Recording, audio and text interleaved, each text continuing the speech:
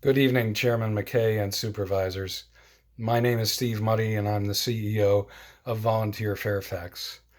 While we all observe the stay-at-home order, many among us feel fortunate to still have a roof over their head, a job, food in the refrigerator, a safe and comfortable home environment, and good physical and mental health.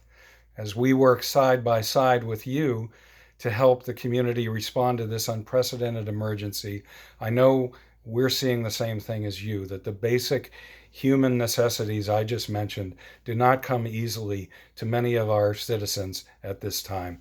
In fact, as we are seeing increasingly during this emergency, they sometimes don't come at all.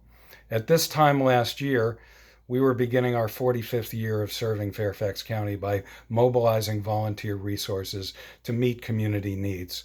I promised that the contributory funding provided by the county would enable us to continue to find better ways to amplify the impact of volunteerism. In the ensuing months, we made great strides in many areas. We continued to lead the conversation on such things as passing the ethic of volunteerism to future generations. I was pleased to serve on Chairman McKay's Census 2020 Complete Count Committee.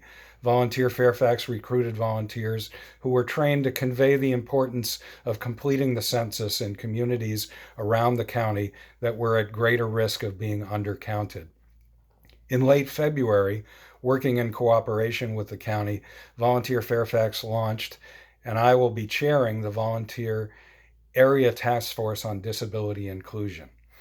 The mission of this task force is to unlock more opportunities for persons with developmental disabilities to serve their community in a more purposeful and fulfilling way. And now we're in a situation that challenges not only us, but everyone to find new ways to do our jobs.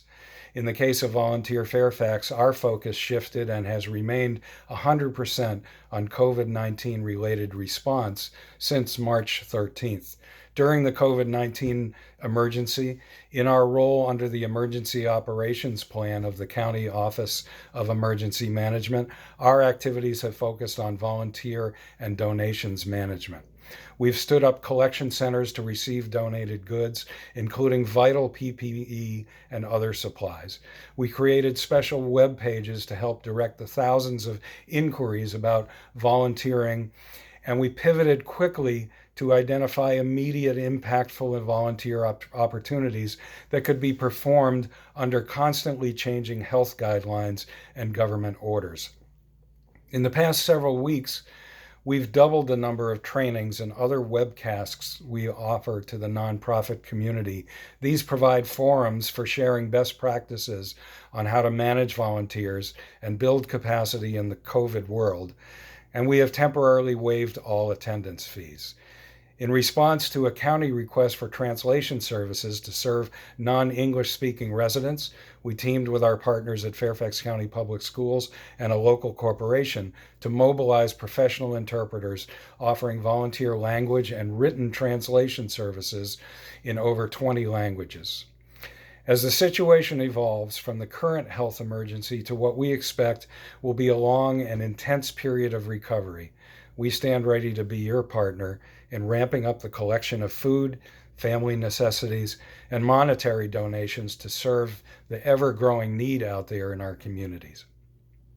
I've had the great pleasure of getting to know all of you better over the past 18 months, and I've asked that you be communicative about how Volunteer Fairfax can serve each district, and you've responded.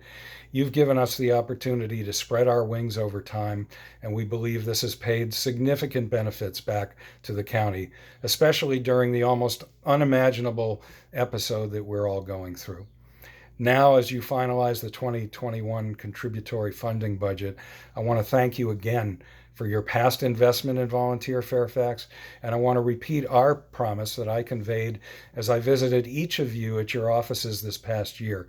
We're listening, and we're acting every day to amplify the impact of volunteerism to strengthen our communities at a time when it has never been needed more. Thank you for this opportunity to speak with you this evening. Stay well, everyone.